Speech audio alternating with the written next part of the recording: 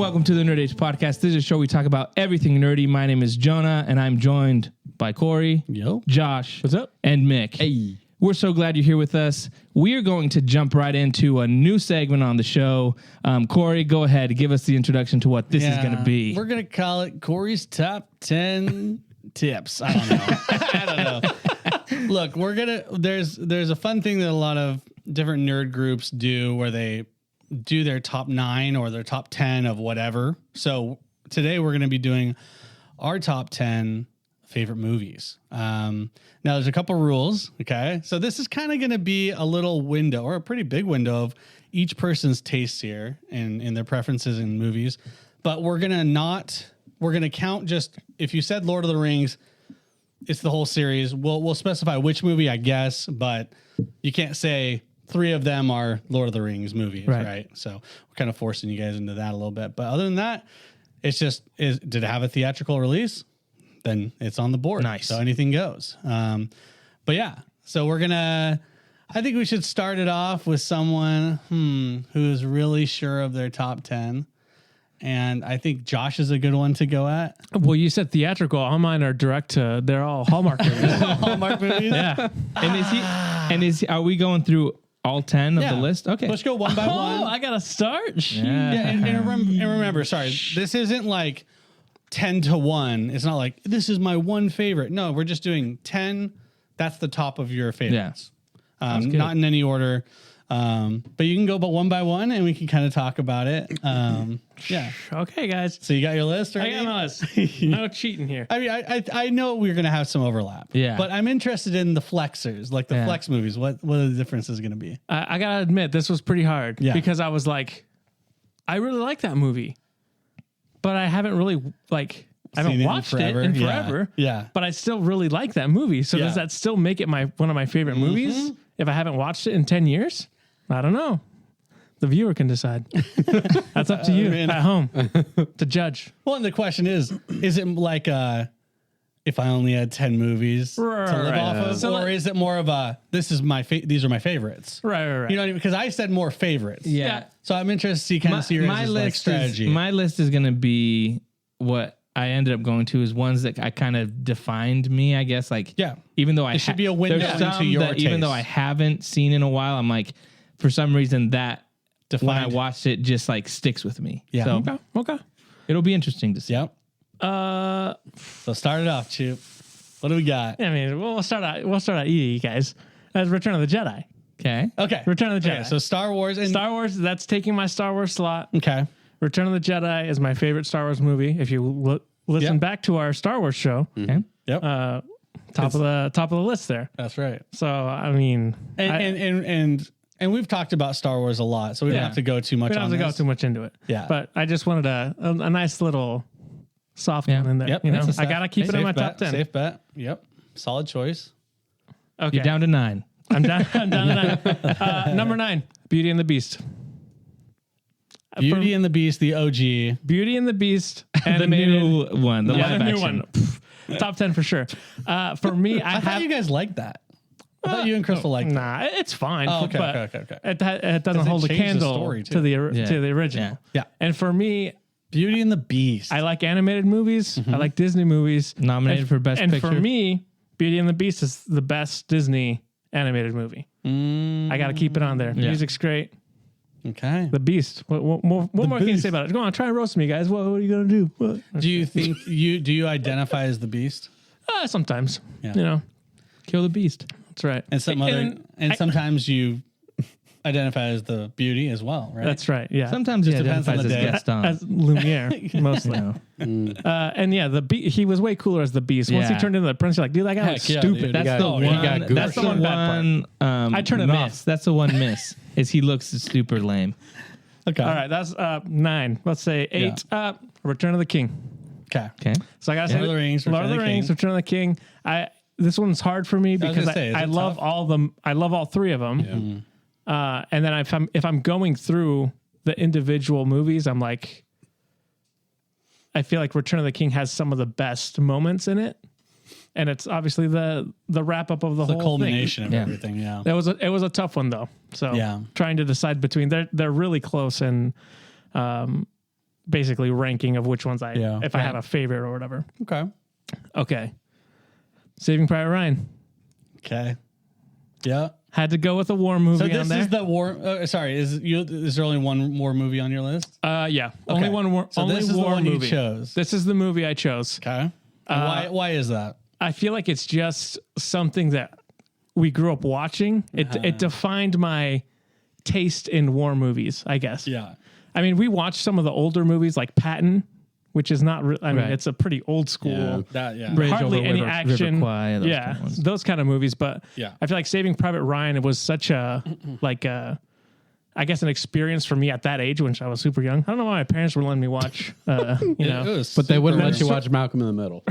Exactly. That is crazy. They're like, hey, no witchcraft, but hey, we're storming D-Day, the beaches of Normandy, there's a baby. difference. I can understand it because there's an aspect of this is what. Yeah, this is what This people, is history. Yeah, right. This is what. So I think there's a. What? You don't think there was a dad who speed walked in a park? Absolutely, Come on, bro. That's but history. what I'm saying, That's there is that You're element where talking you're about like, that, where you're like, there, you need to watch how brutal this is. What people went You mean through. more of an educational Yes. piece? Same As reason long they as let there's you no watch sex in Titanic. it, that's kind of stuff. Yeah, exactly. Yeah.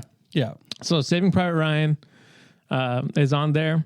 Batman Begins Wow. is what I got Batman for. Begins. Let's go. Batman Begins. So that trilogy. Yep. Yeah. So that's Wow. talked about it too before when we talked about our favorite Batman movies. For me, it's just I feel like it really kind of defined what a superhero movie could be. Yeah. And taking it seriously, because we did before that we had the Tim Burton stuff, which was good, and then the Michael Schumacher stuff, which was crazy, Cheesier but stuff. Yeah. Christopher Nolan Batman is a definitive movie Absolutely. for me. The Three Amigos. It's gotta be on my top 10. And this is mainly because of your family and how much you watched it, right? Exactly. Yeah. It's so like it's still that movie still so holds core. up though. Yeah. And for me, it's Yeah, like I mean, it holds defining certain things, or a certain, like if we're talking about a movie that defines my sense of humor from a young age, is like it has to be Three Amigos. I lost track of where I'm at. you guys but I'm gonna watched keep it a ton. Yeah. Okay. I remember that. This is going to be a crazy one because it's recent, and I think Across the Spider-Verse. Oh, I was gonna say this better not be Across the Dune. Spider-Verse. Yeah. So the one that just came out. Really? Yep. For whatever reason, If you like that one better than the first one. Yeah. If I'm thinking about animated movies, so I love animated movies. I like superhero movies. Is it because of the what you value in an animated Crystal's movie? fist bumping. And in this the one other room. had a better fist bumping quality. who? You mean fist pumping? That's what I said. I think you said fist bumping. Oh, she's doing this in the other room. Air fist bump. Yeah. It's just, Because there's a big difference between those two movies. yeah. I guess is what I'm So saying. for me, I think it's just I enjoy the story a lot of the second one. Being it split between like kind of Gwen's perspective and then Miles' perspective, and then just the visuals for it. For whatever It's gotta reason, be the biggest factor for you. The visuals. that too, music, Gotta be. music, and I like the story. So it's one of those movies that Wow. Isn't it close for you though? Like, did you struggle to decide between the two, or unanimously you knew the second one is better in your mind? it was close, but like for me, I think recency, and I've just been thinking about that movie a lot more. See, that's what I'm worried about with these. This is recency. this is the most recent one movie I have on here. Okay. And it was a little bit out of like, I was like, well, I want an animated movie, and I'm like, I can't stop thinking about Across the Spider-Verse, so it's on there. Okay. Wow. Truman Show. Really? The Truman Show. Really? Yeah. Heck yeah. Why? gosh. Why? My gosh, what? No, I'm saying We have the same effing list. Our list is exactly the same. Well, I mean, Almost. you guys grew up in the same house. I know that- You guys grew up in the same house. You guys are watching the same thing. Okay, that is true. You guys had limited access. The Truman Show for Yeah. me, it's just it's a really good story. Good thing you're going first, by the way. I He's know, gonna look seriously, like a copycat. basically. It has the comedy, and it also has like the in-depth like story with Truman and Jim Carrey. It's a great performance by Jim Carrey. Now I don't want to say my next one because John is going to be. Just say it. Okay, so we'll skip. I've got Unbreakable. Okay. They call me Mr. Glass. I'm unbreakable. Just go. Keep explaining it. Go ahead. Unbreakable for me is my favorite superhero movie. Yeah, I think for me, just like music, story wise, it's kind of turns the genre on its head a little bit. It was a cult classic at the time. I think still a lot of people are kind of like, oh, what's that movie? Mm-hmm. But for me, I always just go back to, Unbreakable. I would say it's like one of the superhero movies that isn't quite removed a lot from reality. Like it's just removed enough. Mm-hmm. Yeah. It's almost like it's a believable, like super believable hero story, like superhero story. Like it's so interesting. I think that movie I've watched, for me, this is a lot, 3 times. Yeah. That's a lot for me. And very impressive. I struggled not putting that on mine, but nice. Okay, what's next? So this is my last one then, because I did Across the Spider-Verse, Beauty and the Beast, Return of the Jedi, Return of the King, Truman Show, Unbreakable, Three Amigos, Batman Begins, Saving Private Ryan. My last movie. I don't think it's on your list. I hope so. And this was hard because there were some movies that I was like, "Yep, is this in my top 10? I haven't seen it in a long time." There's no honorable mentions. No honorable mentions. I won't mention anything. A Monster Calls. Wow. Is in my top 10 movies. Oh, wow. I don't think a lot of people have seen this movie. I mean, it's rated very highly. But yeah, so for me, subject matter, it hits hard. Also, like personal experience reading the book before the movie came out. I have a very visceral experience reading that book. And so the way they adapted the book, it made some changes, but still stayed true to the book. I think for me, it's just a movie. And this is one that I haven't seen. Like, it's not like, let me put on a depressing movie, of what a fun trip this is going to be. But it's just a really good story. So very emotional. If you want to cry like a baby, put on a Monster Calls. A Monster Calls is a good, if you were looking for a good cry. Yeah. Would you say that these movies are probably the most impactful movies in your life, probably then? Right. So what I wanted to kind of do is encapsulate kind of like what my tastes are. So like I do enjoy, as weird as that sounds, a sad story. Like there's something cathartic about watching a story about someone's pain and struggle and, experiencing that and how they portray it in a movie. Mm-hmm. So A Monster Calls is kind of my entry into that genre of, hey, this is a really good story. It's going to absolutely crush you. But that's what I love about movies. It's just being able to experience those, getting that those emotional feelings. response and from right. Because in real life you don't feel anything. Yeah, I don't. I get it. I'm heartless. I get it.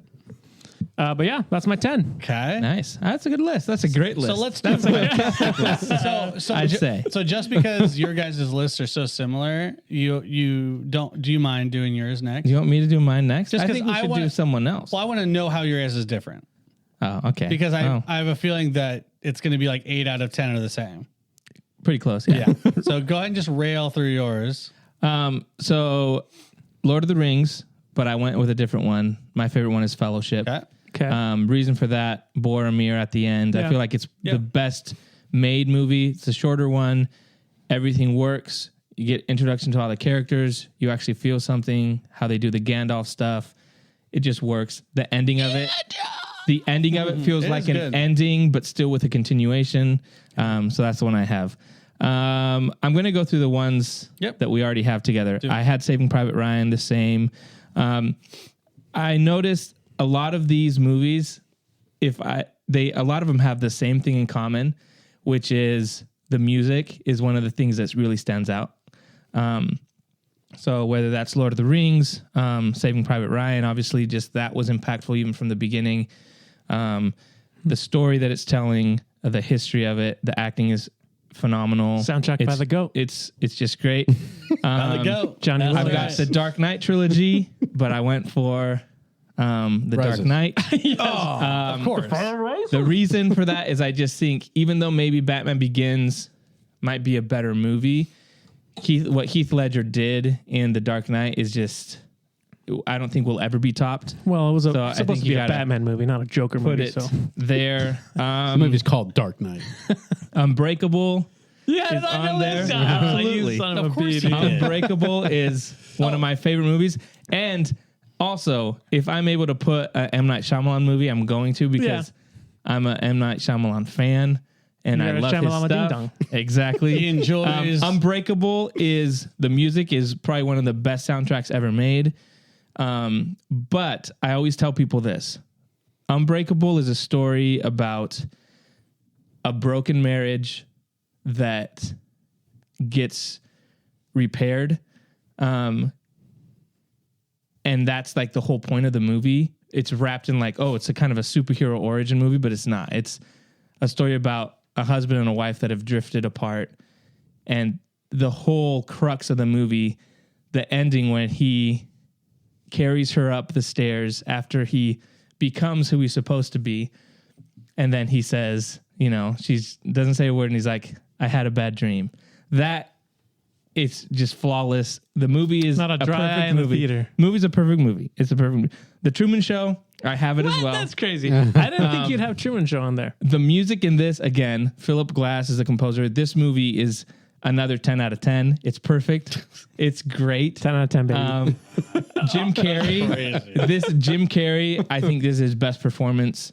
A serious performance, but still has like the goofy Jim Carrey side. Yeah. But this is like genuine. It's written extremely well. All the actors are good. I love The Truman Show. What else did you have that I... Three Amigos. I don't have the Three Amigos. Oh. And Beauty and the Beast is not on here, although it was one that I was there at the end. Hey, no, I don't Star Wars, Empire Strikes Back, obviously. What am I at? Lord of the Rings. Zack Snyder's trilogy, Man of Steel, BVS. I thought you were going to say Rebel Moon. Man of Steel is... I like it. The more I watch it, the more I like it over Nolan's trilogy. I think it's the best superhero movie done. And that's saying a lot because I'm a huge Batman fan, but Superman's kind of Man of Steel is just, it's great. I don't find any problems with it. I know you guys don't like the ending. Too long. Ending's fine, bro. That's the middle part. You guys, the battle scene is too long. A lot of people say. I love all Man of Steel. Don't be putting words in my mouth. He's looking at me. So the other... He said guys. You guys. Well, we've had this discussion before. Have we? Back to the Future is on my list. Oh, wow. Which one? Part 2. No way, dude. That's crazy. Part 2. Same, what? Bro. Part 2. Part 2. No I way. love Part 2. Everyone says, oh, it's just a rehash of the first one. But I love the fact that you're seeing the first one, which was great, and then he's trying to avoid himself. Yeah. That to me is like incredible. That's pretty mind-blowing. I love them going into the future, all that kind of... It's just so good. Everything's great. I love Back to the Future. That was growing up, watching those was just like... That was my favorite trilogy. Yep. Watching them at Corey's house. That's where we watched them all the time. We watched them. I love them all, but I think 2 has a special place in my heart. Agreed. You want my Back to the Future poster I have? I mean, sure. What am I at? 1, 2, 3. Bro. You guys should just be going up and down your list. I like to 7, 8. It's like a. I'm at 8. You started off with like 5 and 9, and then you started jumping. I was like, well, I don't know why he numbered them, but he's going. Gladiator. Okay, there we go. That's Gladiator. I figured you'd say Gladiator. I figured you'd say Gladiator. Gladiator is, again... I'll also say another one I thought you guys would say. Planet of the Apes. Where are you guys? It was close. Where are you guys? It was close. The best movie ever. I love every one of them. 10 out of 10. Bro, where's that energy right now? It was... I'm telling you. That's crazy you didn't say it, by the way. It was close. Crazy. It was close too, man. But I gotta be true to my heart. I had it on my list. It didn't make it. You guys will be maybe surprised at what bumped it. But Gladiator, music, again, one of the best soundtracks by Hans Zimmer. Yeah. The acting, everybody's good. Joaquin Phoenix should have won an Oscar for his role. Russell Crowe is awesome. It's just, again, an incredible movie. It sticks with you. I love it. I love last one. I love it. Last one. This is what bumped Planet of the Apes. This bumped a lot of them. Finding Nemo. Okay, you can only bump Can we one. guess? Go ahead. Finding Nemo. Was that no? That was on my. That got bumped. Yeah, I would have guessed. You already said a Zack Snyder movie. I've talked about this movie before. I would hope so. Prestige? It's on your. No. Yeah, that's another one. I It's thought an you guys older would say movie. too. How older? You guys like Ben-Hur. woo? That would have been crazy. Spartacus. No way.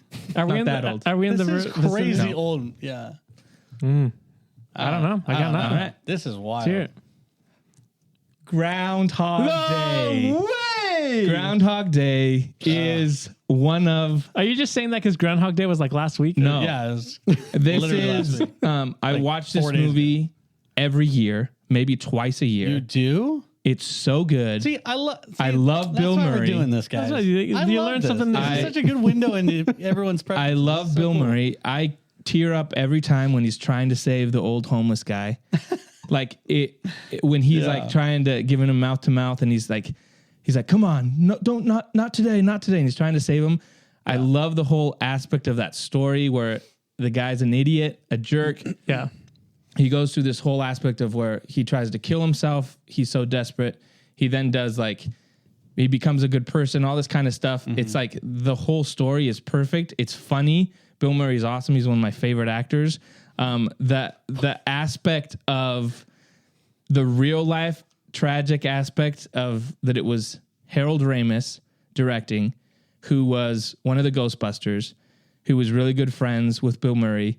When they made this movie, their friendship ended and they didn't talk and collaborate until Harold Ramis was on his deathbed in 2014. And that's where Bill Murray went to him and they reconciled. But this was the last movie they worked on together where they had a blow up and they severed their relationship. And so there's a tragedy in the story that it's this movie is so good. There's a real life aspect of it. That's why Ghostbusters, the last one, was so good to me, because it felt like them having that moment was like a real life thing happening in Ghostbusters. It was just this movie to me is one of the best, and I love it. And I had to put it on. I'm gonna be honest, bro. I think there's a lot to unpack there. What you just talked about. I don't think we have time for that right now. But that is so interesting because it's more than just the movie. There's a back to it. But interesting is we watched complimenting that. I watched that movie. I don't remember where I watched it. It was probably in some hotel room. Yeah. It was on cable. You were the flipper boy. And my dad we were watching it, and I just loved it. And then it would be on every once in a while when we my parents never owned it, but I remember watching it 3 or 4 times. And it just stuck with me. And I'd always be everything about it. And growing up was and then when I heard the backstory of it, because I loved Bill Murray so much, it was Harold Ramis and how they connected so much. And then, they're never doing any movies again together. That to me was it was interesting. So I love Groundhog Day. Like I said, I watch it every year. It's just good. See, I never knew that about it. Yeah. I mean, I've got the Steelbook.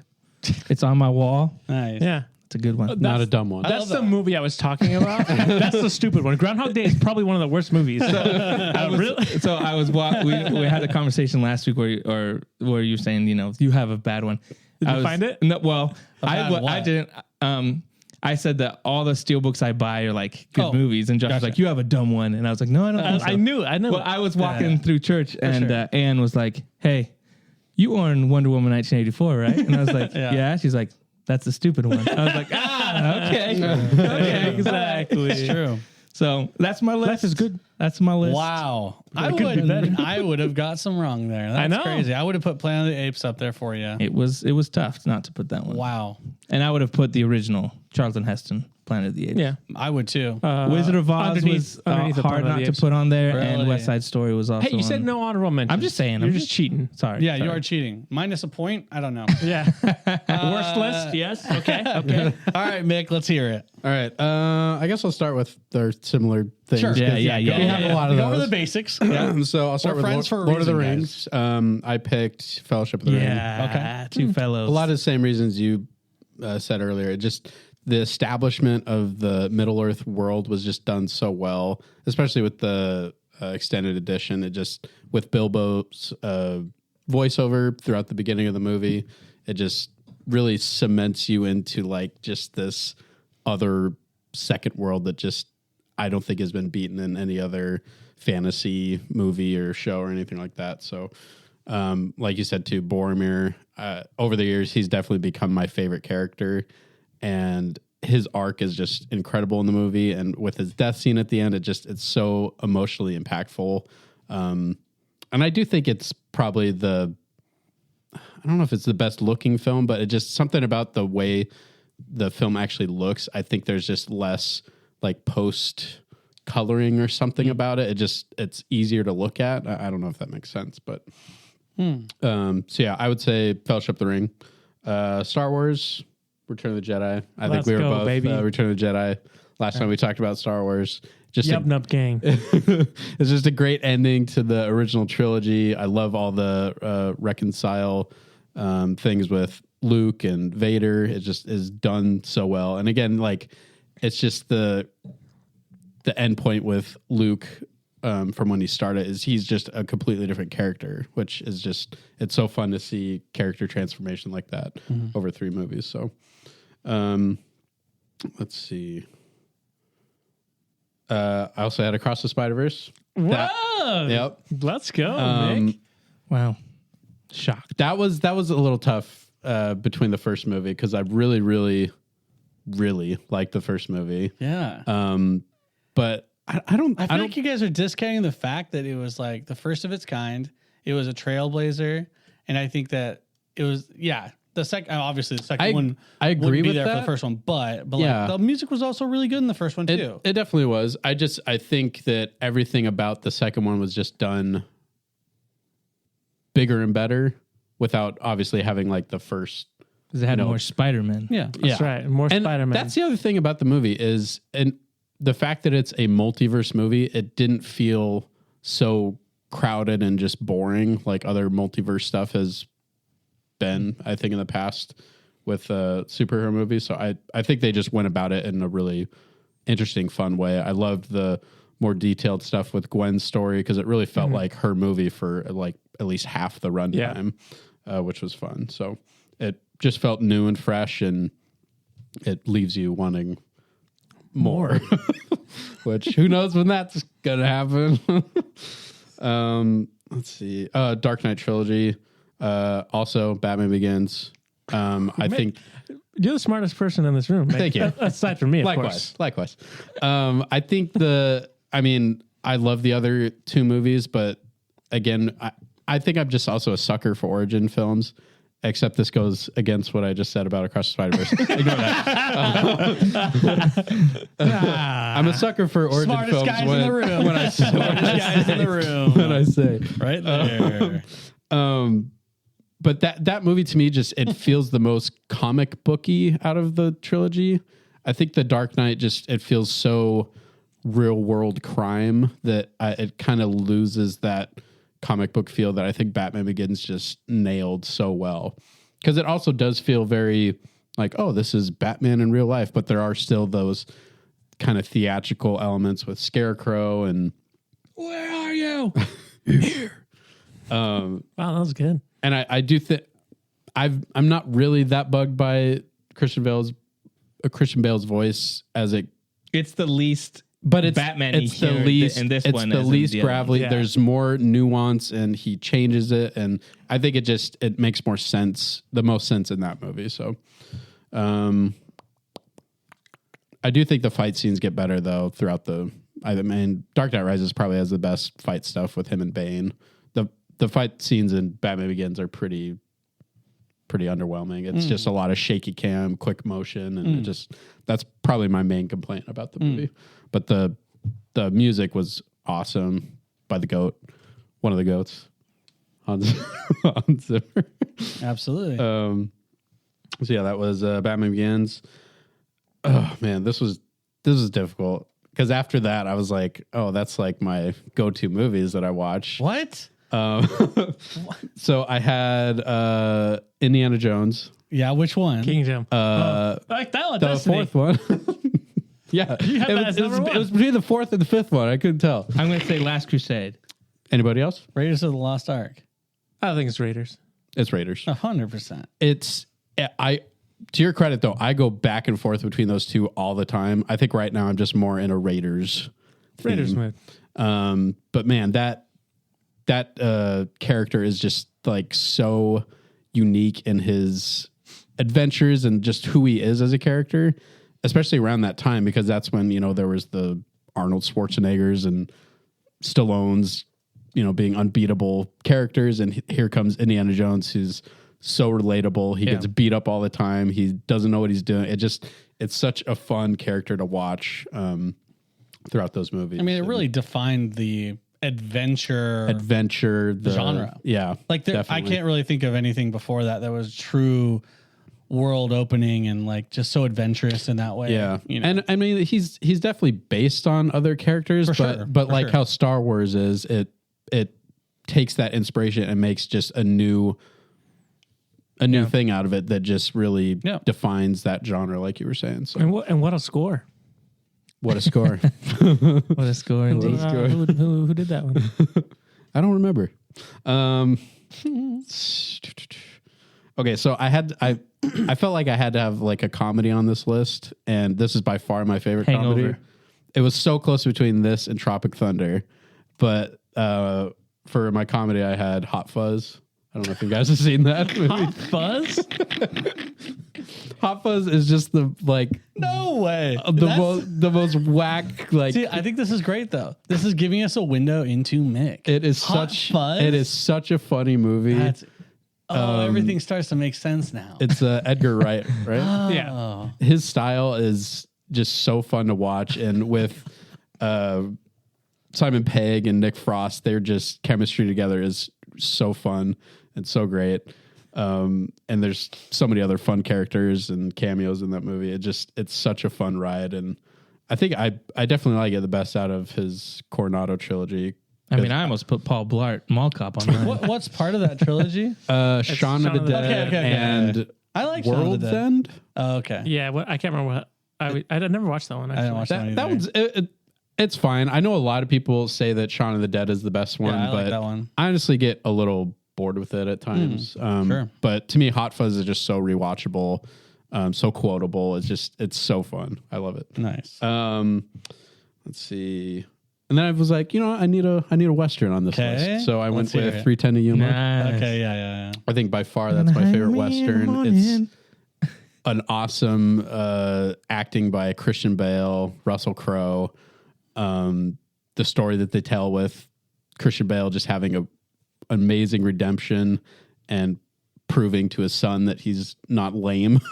it's so fun. It's accurate. I think it's I just love it. It's a great Western. Great music too. Great music. That's another thing. I think we pretty much all agree that music is a big part of why we pick these movies, and all of these movies have, maybe except for Hot Fuzz, but has just a great The Hot Fuzz has a great soundtrack. So after that, for a war film, I picked 1917. Okay, that's good. I think it's I love Saving Private Ryan, but 1917 to me is just, it's so unique with its storytelling device, with the continuous shot.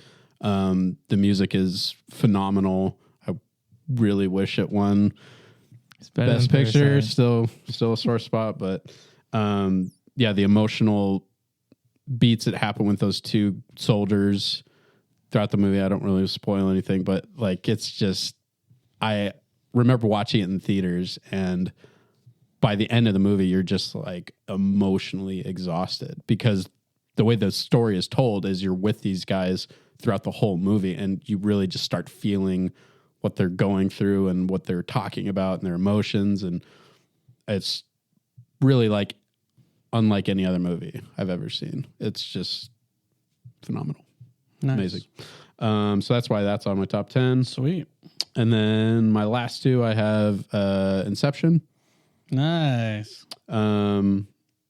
I don't know what hasn't been said about Inception, but just a great science fiction, mind-bending movie with a great score, great cast of characters, and a great emotional, just, I think, theme to it with him trying to get back to his kids.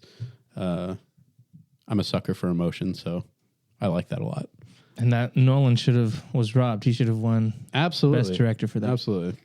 And then finally, I have another Nolan film, Interstellar. Wow. Wow, 3 Nolan films. Yeah, I guess so. The GOAT. I thought about it. I thought about putting some more Nolan, but I was like, I've got my trilogy that covers my Nolan. Yeah, I had Prestige floating around too, but I think Interstellar I to you guys me would put one on there. Yeah, I think Interstellar to me it has the Zimmer score that just it blows your face off every time you listen to it. The visuals are amazing. It's been almost 10 years now and they look like they're better than anything that's coming out right now. Better than She-Hulk? A little bit. Can we do a Nolan top 10? That's going to be hard. Yeah. Nice. That's great. Nice, good list. Yeah. All right. And now down to the final list. Let's see your insight. Well, I will say, so obviously Lord of the Rings is going to be on my list, right? Return of the King. But I will say it's more than just a great film and series. I think that the reason why it's on my list is because it really ignited a huge interest in fantasy and that whole genre for me. It's not that it wasn't there, but it really painted the picture fully for me. And for our generation, it was such a defining movie for culture that it's got to be on the list. One that I'm probably going to get some hate on is The Rocketeer. And I will say this because there's so many of the movies. This is kind of a little bit of a cheat, but The Minions. I'm going to take a Harry Potter. Okay. I'm going to say Half-Blood Prince. And I will say that Harry Potter is also another genre kind of culture defining thing for me as well. I read all the books multiple times and, I watched this high school, time and early college, but it's just one of those things, one of those movies that it's not this super deep taxing your emotions, all that. It's more just like fun and interesting and, it's fantasy and it's a fun creative space. And there are some emotions in the later ones, but, not nearly as much as the movies we're talking about, Saving Private Ryan and stuff like that. But, yeah, I'm kind of shocked that there was no Harry Potter on Mick's list. I thought for sure. That's surprising. Yeah. But I think Harry Potter has a lot going for it. It was difficult because there's just so many other movies too. It's just it's really hard to pick. It's tough, guys. I didn't make it easy for us. Star Wars: Return of the Jedi. Heck yeah. Self-explanatory. Heck yeah. I will say The Dark Knight, hands down, is my favorite one. The aspect of you guys saying, "Oh, it was more comic booky." Batman Begins. I like this one for the other way. I wanted it removed because we've seen, all the old school superhero, like Superman, like the first Superman and stuff like that. So this was, I would say this was a huge step for comic book movies. I think, the whole trilogy, of course, but The Dark Knight really stepped it up big time. The weight of it, the stakes were huge, and I just love Batman as well. So this is my favorite one. Next one's a fun one. I would say that this movie was probably the most concise in making me tear up, and probably the world record for fastest tear up ever. Up. This movie was awesome. The story was so good. I've rewatched it several times. Up's S tier for sure. I had to put in some standard animated, like Pixar style. Yeah. This is the one I fell on. Yeah. I was so close in putting Toy Story. I had that. I know I said no honorable mentions, but I made this up so I can break the rules if I want. I thought you'd put Toy Story up there. It was you on said there. It's your favorite. It was on there. Yeah. And then It got kicked by Groundhog Day. and the Truman Show. Yeah, that's right. That's right. Although I would have picked Toy Story 4, which I think a lot of people would be like, so you got to pick people 3. Go with 1. Oh, really? I'd say people go with 1. I think 4 was awesome. So, and that we got the some one- Toy Story news coming up at the end in news. Yeah, that's right. That's right. Stay tuned. Stay tuned. This is awesome because I didn't think, you know what? My list is kind of a unification of the team, the group here. We've got LOTR, we got Lord of the Rings, Harry Potter, Star Wars, Dark Knight, Inception. Heck yeah. I'm right there with you, buddy. I think this movie actually blew my mind when I first watched it, and it was also culture defining and also changed my thought process on what movies really could be. Mm-hmm. And that's why the next one is Interstellar. So bang, bang. Oh, nice. 100%. This movie was really emotional for me. Oh, where Inception, there's some emotion there, but it was more like mind blowing. Mm-hmm. This one really pulled on the heartstrings. Yeah. I'm getting goosebumps even thinking about it. Yep. The score is so immense and powerful and so emotion driven and just evokes so much emotion. It's just so good. And it was cool because it really tests your knowledge of does it work like that? How does light years work? Wait, what? This time gravity crazy. Does that?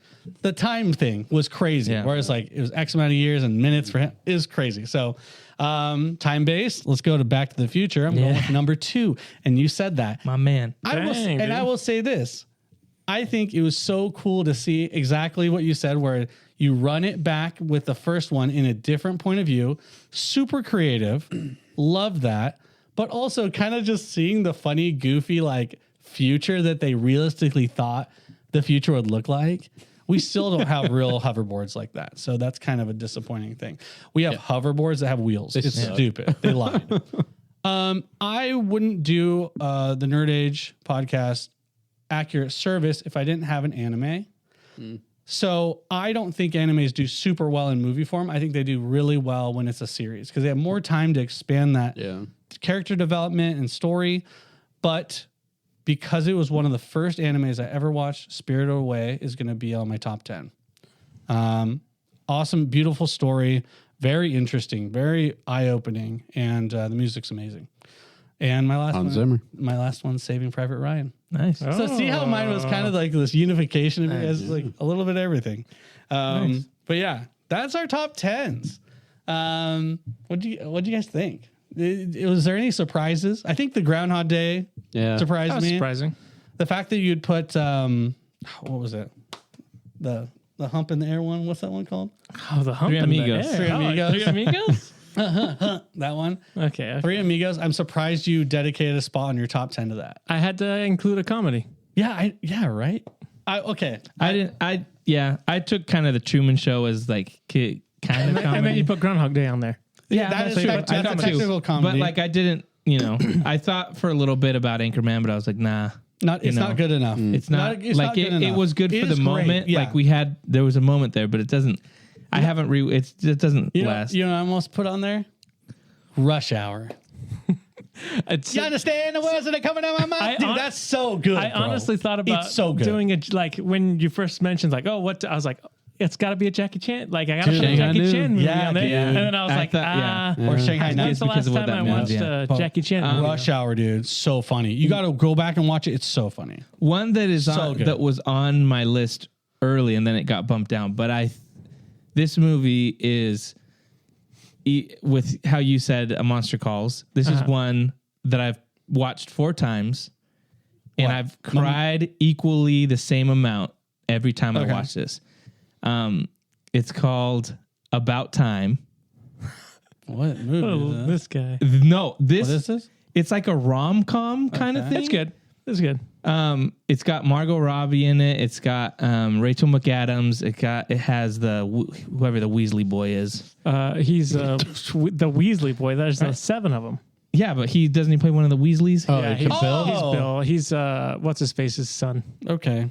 Mr. She's General Weasel's Hux son. from. Yeah, General Hux. Okay. Anyways, Got it. this movie, Domino Gleason. this Domino. movie absolutely destroys me every time because it's about it. It's about time, isn't It's it? about it's time traveling. The men in their family have the ability to time travel, and they can. And when they turn a certain age, they can time travel. And so he has a sister and his dad, Sounds and like hacks.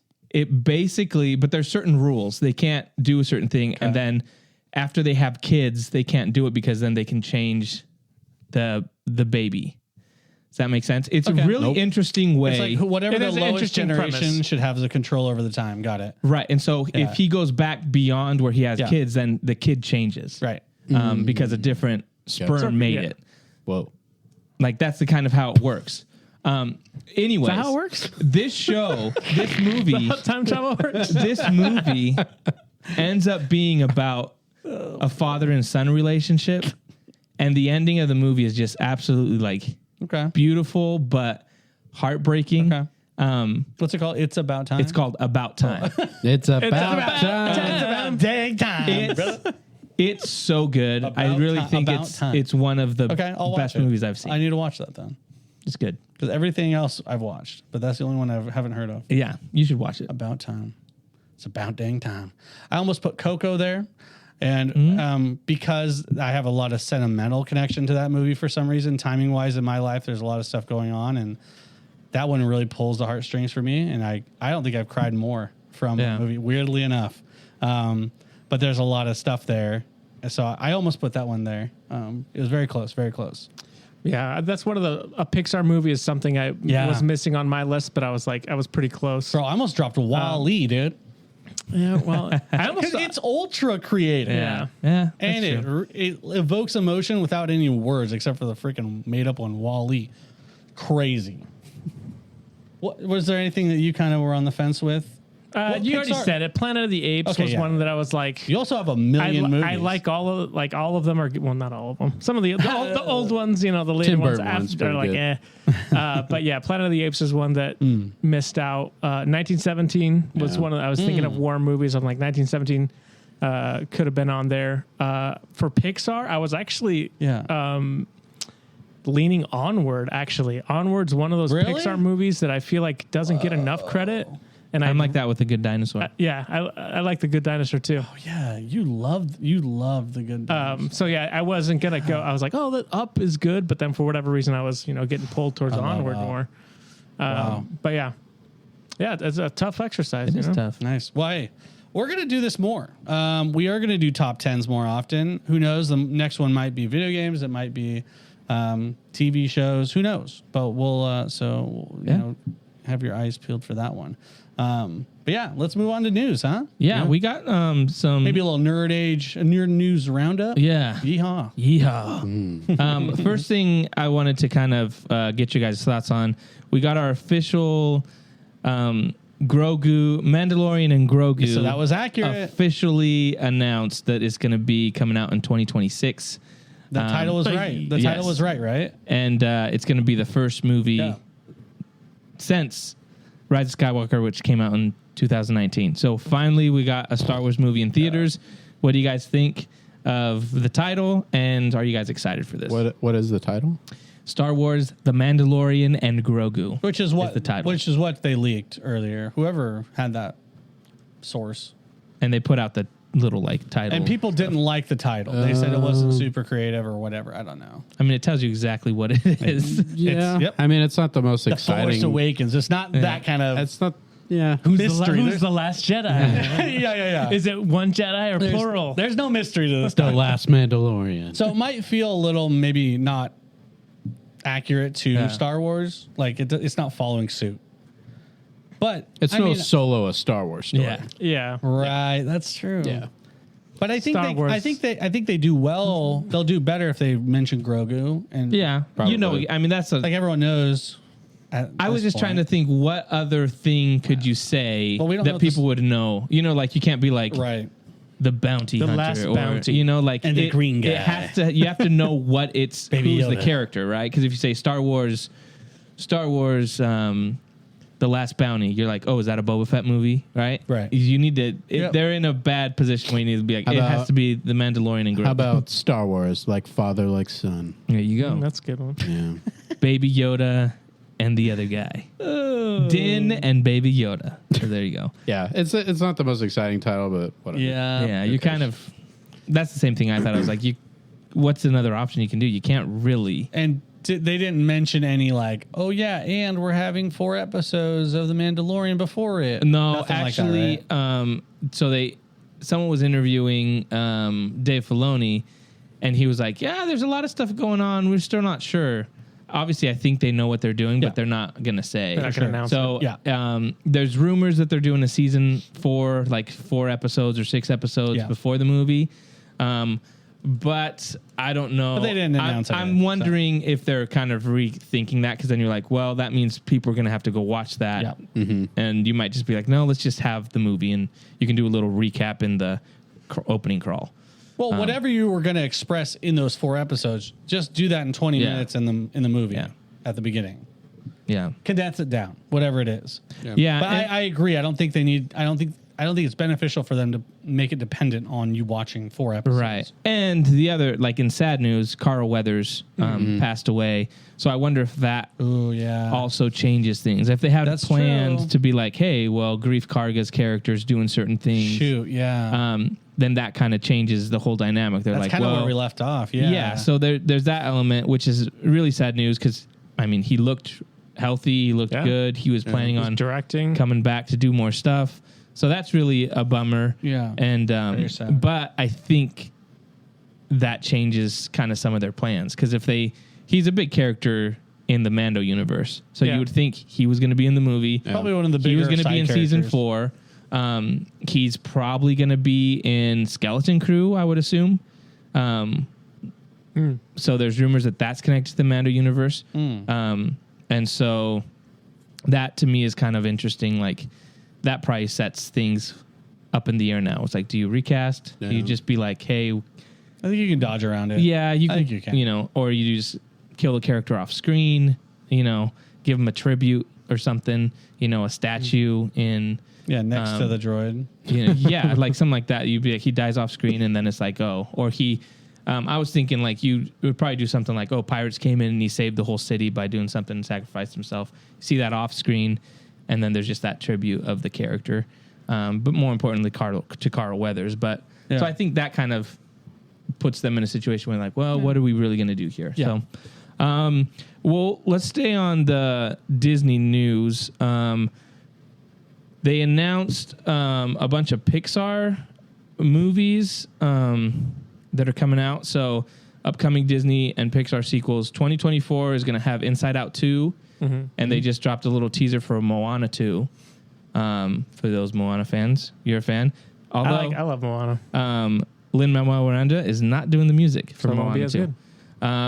2025 is going to be Zootopia 2. I like Zootopia. Zootopia is a great movie. So, movie. and then 2026, Frozen 3 and Toy Story 5 are going to be the animated ones.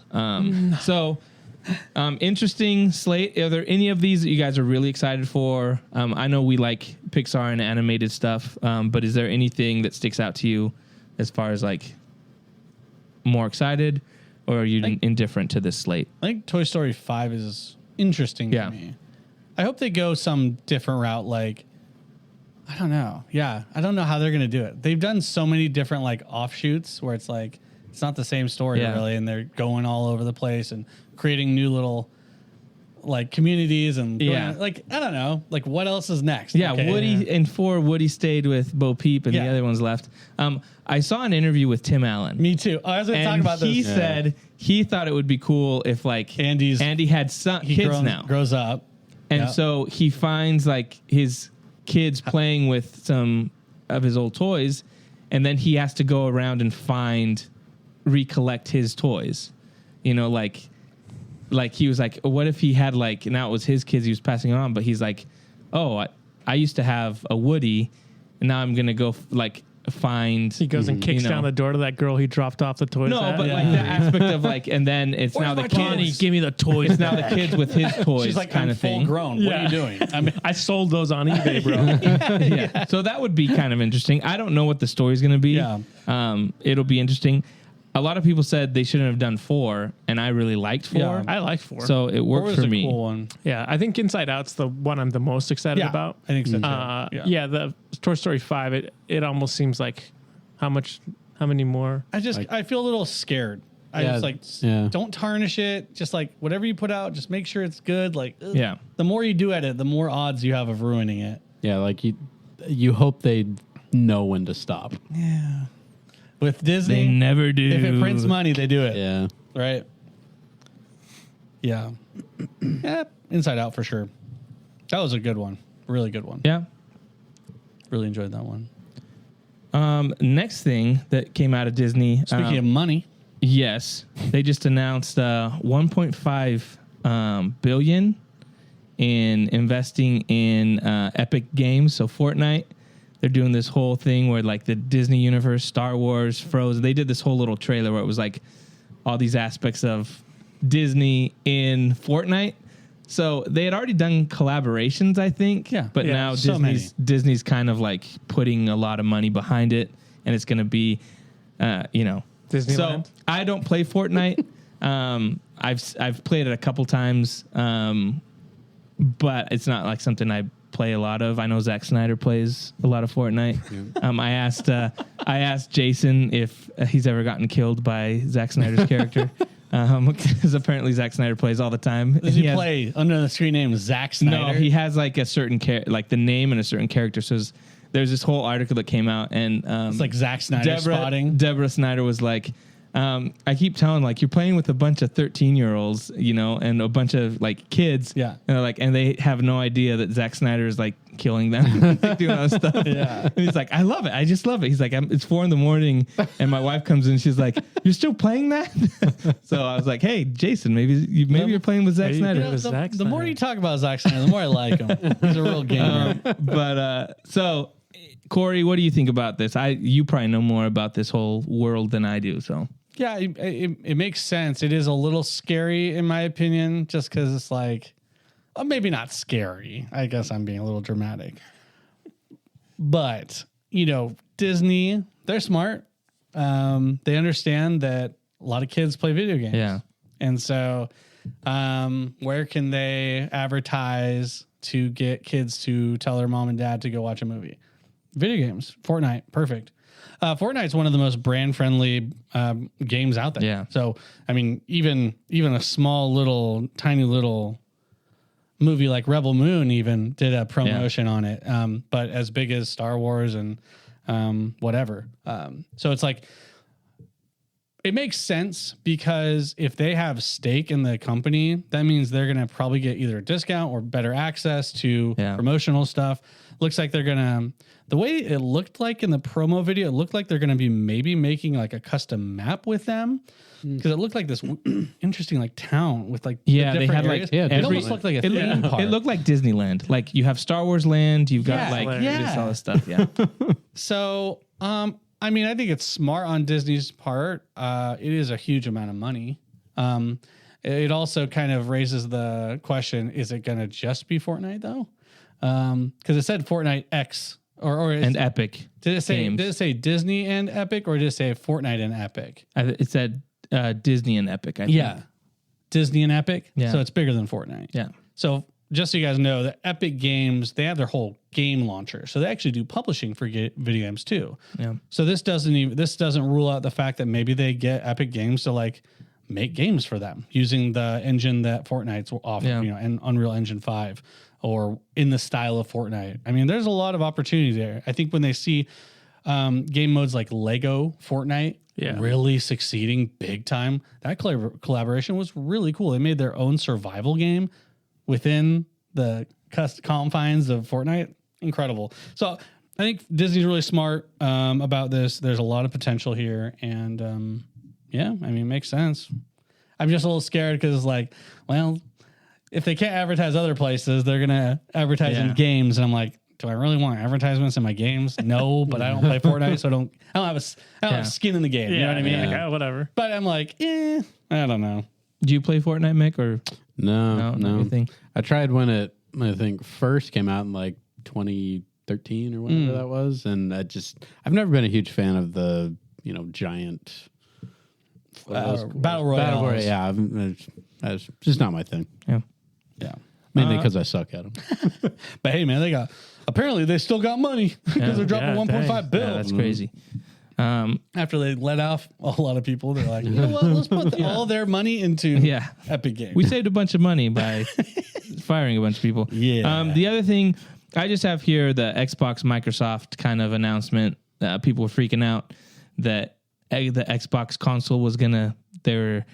I saw one guy tweet a thing where he's like, when you're seeing the end of the console wars, and all that stuff, because like forever it's been Sony versus PlayStation versus Xbox and Sony versus Microsoft. So a lot of people are like, it's over. Like Xbox is going to go, Microsoft is not going to be doing console gaming anymore. I don't know any of the details. So if some of you guys have more of the info, apparently that was just all over the internets. But yeah, any insights on that? What do you guys think that's all about? Yeah, so I think it's all rumors now. What's the Xbox guy? Spencer?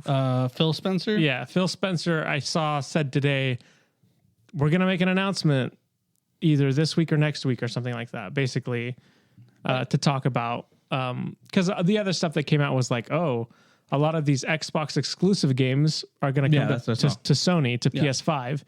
And so it's like, well, your whole model was you bought Bethesda so that you could have Xbox exclusives essentially. So now that those games are potentially coming to Sony, then it's like, well, then there's no exclusives anymore. I think they even said, some might come to Nintendo or whatever. I can't wait to play Starfield on my Switch. Yeah, that's right. Excuse me, Switch 2. It's going to look like freaking Legend of Zelda, is like polygonal. Inch bigger screen. Yeah, that's true. Apparently. Baby. Baby. Yeah, it should be interesting to see what they announce. I mean, I think the models just changed from Xbox's Microsoft's perspective. Yeah, he said something about like business model discussion. Like he's talking about business model stuff. So, we'll see what happens. A lot of people are freaking out. It's the end of Xbox. I'm like, no, it's not the end of Xbox. If anything, it's an evolution. So. Well, and they haven't, like, as far as like they haven't consoles like being sold, like they're below the PlayStation 5, right? Yeah. So to me, it's not like they're just gonna change the way they're doing. Yeah, they need to adapt. Yeah. How are they going to sell more consoles? Like, how are they going to do that? I mean, they're trying to figure that out. Yeah. So does that mean that when a bunch of people complain online about exclusives and not being able to play the latest whatever game, maybe they should rethink that? So maybe that's why they're talking about exclusives and stuff like that. I don't know. But I don't know. I just know that they want to do well. So it'll be interesting to see kind of where they're at mentally for what they think will make them succeed. because if that means opening up their library, I think that's great for everyone. Yeah. If that's what it is, I'm not sure. Everyone's just kind of guessing. So it'll be interesting. And when's the announcement? So when's the announcement? I don't know. I thought he just saw on X. He said, we're listening to you guys. We hear what you guys are, I thought talking about. And he said, announcement incoming or presentation incoming or something like that. And that was this week. So I would imagine either this week or next week they're going to have, because we've already had they did the Xbox kind of presentation, and then Sony did their PlayStation. So we're kind of in the presentation time for companies. So I would imagine, some type of announcement this week or next week to kind of clear up the rumors, and we'll talk about it when we get more info. That's right. Nice. Yeah, we'll see. Last thing I've got, potentially, there might be something else I have to on here, but a trailer dropped today for a movie that I didn't know was coming out. A Quiet Place, Day One. like the prequel, basically. Which is the trailer was really cool. I don't know if you guys got a chance to watch it, but this one seems really interesting to me. It has Lupita Nyong'o in it. She's a great actress. I thought it was cool how it had the days and showed scenes from the first Quiet Place, scenes from the second, and then the tracker goes down to one. It seems like there's going to be a lot more. I feel like in A Quiet Place and A Quiet Place 2, there's like, it's more suspenseful. There's more the aspect of like, oh, you're the aliens. You see one eventually every once in a while, but it's kind of like just one or two. This one seems like it's full on like the way more hectic, way invasion, more chaos. More like a monster film, kind of like Cloverfield vibes a little bit. But anyways, I thought this looked really good. What do you guys think if you guys saw the trailer at all? I thought it looked pretty good. I just, one of the things that draws me in One of them draws me to the first two movies is there is a lot of like ambiguous stuff with the aliens, and you don't really know what they are or what their motive is, and it has that just mystery element to it. The thing that makes me a little bit nervous with this is I don't know how much they're going to flesh it out, and is it just going to seem like too much of something? You know what I mean? Like it just, I don't know. Because I know that's happened with, some of the Alien franchises in the past and Predator. Sometimes it just gets like, oh, we just need to go bigger and bigger. And sometimes that's not the best thing. So I don't know. I thought as a trailer though, it looked pretty good. It looks interesting, but it gives me a little bit of a pause because the first two are very like self-contained. Right. And, Yeah, but I guess for me, that's what that's what intrigues me about it, because I'm at the point now where I want to know more about what they are, right? They've kind of like left little things like in the first two movies to be like, what was it? Like, was it a weapon? Was it, this kind of stuff? They leaving little teases to what it is and not really explaining it. So I'm like, okay, now maybe this one explains a little more like of the lore of it. Yeah. Which I know what you're saying, to be like, if they go over the top with it, but I'm at the point where I'm like, I want to know more about where they come from, what they are, kind of aspect of things. Yeah, I think it really depends on just how they do it. It also makes me a little nervous that John Krasinski is not directing it. Is that right? I think I heard that. I didn't look into that. I don't think he is. He's like not directing, he's a or producer not writing, on it or something. But yeah, I don't know. I mean, I really like the first two, so I really have no other reason to doubt this one, but it does give me like just a little bit of a pause. Yeah. Corey, Josh, anything? I mean, I thought it looks cool. The trailer looks good. I feel like I've seen this movie before in a lot of ways. It seems a little bit of like a paint by numbers alien invasion movie in a lot of ways. Like there wasn't any particular thing that I saw that I was like, I've never seen that before. It's just more of I want to know more about the world because I do enjoy this kind of world that they've built. But yeah, I mean, I think it looks good. Just based on the other movies is why I'm more interested in watching it. As far as content within, I'm like, we're going to see probably a lot of the same, but I'm just kind of interested to, like you said, Jonah, the expansion of the lore is what intrigues me about it. Yeah, I enjoy post-apocalyptic kind of event stories and where something really bad happens, and then everyone has to figure out how to change their life to accommodate this life-changing event, right? So like little things like we're walking on sand because these are the common places we go. How do they get there? How do they figure that out? You're going to find that out, right? They're reactive to sound. Okay, but what happened? How did they learn? And why is he so war-torn? We're going to see all that. So I don't know. Seeing origins of cool characters like that, I'm not against.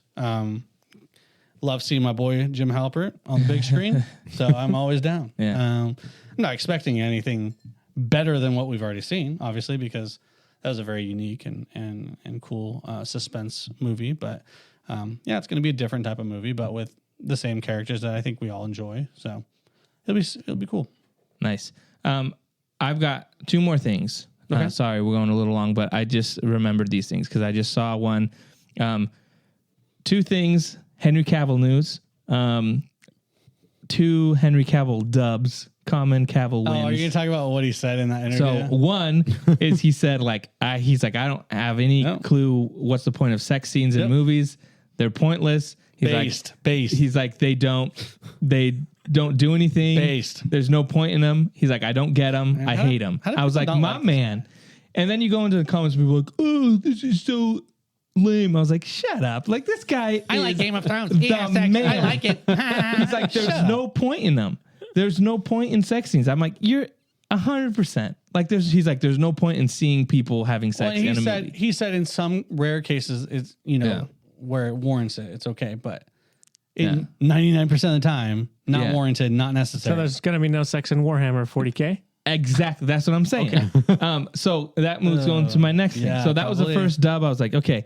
Then he's promoting Argyle, and they ask him about Warhammer, and he said, he's like, it's the what did he say? It's the highest honor of my career to do this game, right? To do this project. But this is what I was like, this is what's awesome. He's like, I grew up with this. Yeah. He's like, I love it. He's like, but he's like, more than that, he's like, I'm in charge. So I know it's going to be done well. Like, I get to say, and I was like, my man, this is what I'm talking about. He loves it, and he's putting everything into it. He got screwed over on The Witcher because stupid writers didn't want to be faithful to the story, so they ran him out of town. And now he's like, I'm steering the ship. He's the mayor I'm doing of another it. Town. I'm like, my man. So 2 there's got to be a common Cavill dubs, baby. Yeah. He might be he's like almost so perfect. He's probably like a serial killer. Like he has. he has maybe one fatal flaw. You know what I'm saying? Yeah. But if Warhammer's good, shoot. And if he doesn't Look get past caught, Exactly. there's got to be some negative. There to is that, something though. negative. Like there is something. Like I bet if you talk to some like writers and producers and directors, they'd be like, well, the problem is you get really limited on these little details, and you can't do a shot by shot translation of whatever canon story there is. Like there has to be some interpretation because you can't fit everything in movies, right? Right, but or whatever it is, a series. But movies. I don't think he's even saying like it has to be exactly the same. But just but faithful. I'm saying he's so compulsive. Like he's so. What's it called? I'd say passionate is the word I'd use. Sure. And there's nothing wrong with a little passion. I think a few of us could use a little more passion in our lives. Go ahead. What are you talking about? Go ahead. Out someone. I'm excited for this guy's awesome. Yeah. I mean, he's the man. Yeah, he's incredible. Yeah. I would love, honestly, if he ever showed up to like some con, I would love to meet him. Yeah, that'd be sweet. So cool. He's like top 2. I want to meet him. He's definitely one of those he'd be celebrities the that you'd be like, sickest dude. he'd actually be a cool person to meet. Yeah. Probably most of them you'd be like, oh, you're actually kind of just a tool that doesn't care about anybody. Oh, but yeah. he's like, seems like a genuine person. He's that one of likes- us. Absolutely. Yeah, One of us. He Dude, is. I would love it, dude. I'd be like, dude, what's up? And then I'd show him one of my miniatures that I've painted. He'd You appreciate have it with you? You'd be No, like a picture of it. I thought you were like in Pocket mini. in honor of. Hey, Hello, good fit. sir. Would you like to critique my mini I painted? That would be sick Yeah. if like you painted a mini and like gifted it to him. The thing is- do like his Like a- Superman or something like yeah. that. That'd be Like awesome. in a world full or of Witcher. fake, A Witcher mini would be sick. in a world full of fake celebrities, he seems like a genuine guy. Like Yeah. like you never hear anything bad about him. The only things you hear bad about him is when people are like, well, I heard he's difficult on set from writers that, that's the only thing you hear. But you're like, everyone else is like, no, I love the dude. Yeah. Now- Now he has a conscience. And moving on from a genuine person to a fake, it's time for a James Gunn tweet to finish the show. Boy. Aren't they called posts now? Yeah, sure. Anyways, so DC is ramping up.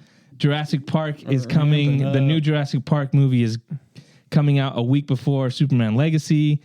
So There's now a new Jurassic Park movie? What? They Is he just going to make announced Jurassic it. Park canon in DC as well? No, but so someone asked. If it's good, it will be canon. Yes. Someone asked James Gunn, you said you'll address the universe shift between Peacemaker seasons. So the new DCU is a loose continuation of the universe where Peacemaker season 1 occurred. A Flashpoint-like event shifted the Season 1 universe into the DCU with some elements changed and others. Peacemaker unchanged? Or will Peacemaker 2 DCU be a completely distinct universe from Peacemaker Season 1 Snyder Hamada universe with no past or current links whatsoever between the two? So, what a mouthful. Yes. But the whole point is Was this on X? Yes. Okay. James Gunn came out and said, announced his slate, right? Saying Shazam 2 doesn't matter anymore. The Flash doesn't really matter. Mm-hmm. Aquaman, no. It's all about Creature Commandos, Superman Legacy, Blue Beetles. The character is going to be like, he basically undercut all those movies to say like his universe was going to be different. Mm-hmm. He never said anything else. But now with Peacemaker, he responds with this. All I can say is what I've said before. Canon starts with Creature Commandos / Superman. As to how Peacemaker fits in, you'll have to wait for that. But the first season is worth watching for a multitude of reasons. So now he's basically being like, I'm not going to tell you. Yeah. You have to watch it to see how it's going to fit in. That's smart. Right. Yeah, but what I'm saying is, he learned his lesson. What I'm saying is like when it's something the same thing. When it's something that he's doing and his wife is in, he's like, stay tuned. With the other ones, he's like, these don't matter. These don't matter. No, which is silly. He should have done that for all the movies. Yes, he should have. He should have done that exactly because he's the head of DC. Yeah. He's not just the head of his movies. All movies that are released under his umbrella, which is anything for the past year, if it succeeds, it's a success. Right. Success and for the company. Needed, instead of undercutting those movies, he should have tried to get Aquaman to make $1 billion, like the first one. Yeah. And he shouldn't have announced his slate until Aquaman was out. Like it should have been like January 1st would be like, hey, this is the new slate. Because it should have been a post-credit scene in Aquaman too. Yeah, like everything blows up and he shows up and he's like, new slate, baby.